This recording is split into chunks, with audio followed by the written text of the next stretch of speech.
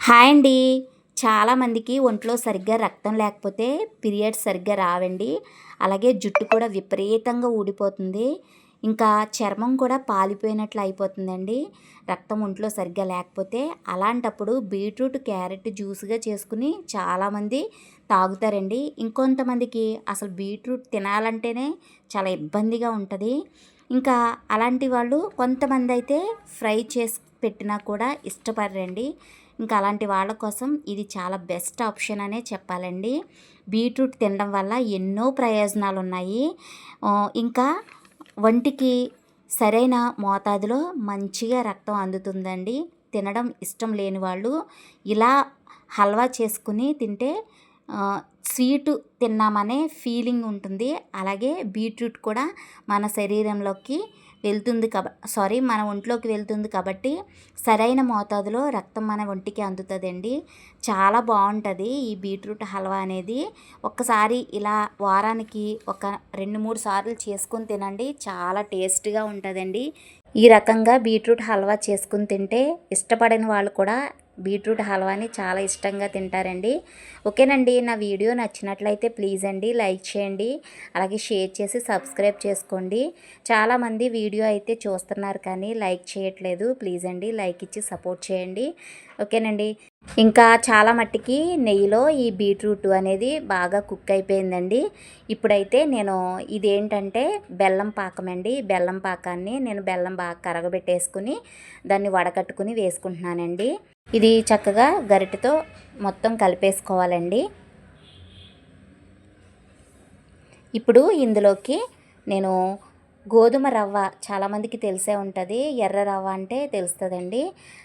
అది ఎర్ర రవ్వ ఒక అరకప్పు వరకు వేసుకుంటున్నానండి.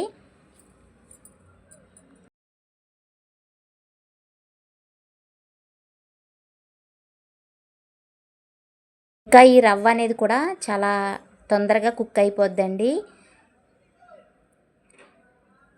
ఇప్పుడు ఇందులోకి స్వీట్ చేసేటప్పుడు మనం ఏ రకం స్వీట్ చేసుకున్నా కూడా కొంచెం చిటికెడు అంటే చిటికెడు సాల్ట్ వేసుకోవాలండి. వేసానన్న పేరుకి కొంచెం చిటికెడు సాల్ట్ వేసుకోవాలండి.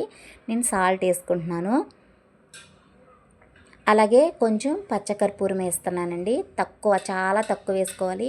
ఎక్కువ వేసామంటే దీని టేస్ట్ కూడా మారిపోద్దండి. ఎక్కువ వేసుకోకూడదు. చిటికెడు అంటే చిటికెడు నేను పచ్చకర్పూరం వేసానండి. అలాగే ఒక్కసారి గరిటెతో కలిపేసుకుంటున్నాను.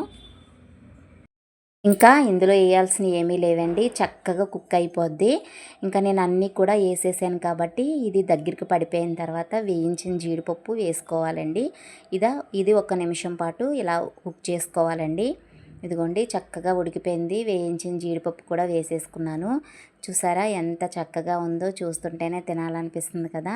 ఓకేనండి, మీ అమూల్యమైన సమయాన్ని ఈ వీడియో చూడటానికి కేటాయించినందుకు మీకు చాలా చాలా కృతజ్ఞతలండి. వీడియో చూసిన వాళ్ళు లైక్ ఇవ్వట్లేదు. లైక్ ఇచ్చి షేర్ చేసి సబ్స్క్రైబ్ చేసుకోండి. మీరు ఇచ్చే లైక్ని బట్టి నా ఛానల్ ఇంకా ఇంకా ముందుకెళ్ళడానికి అవకాశం ఉంటుందండి. మీరు కూడా ఒక్కసారి ఇలా హల్వా తయారు చేయండి. ఎలా వచ్చిందనేది నాతో కామెంట్లో షేర్ చేసుకోండి.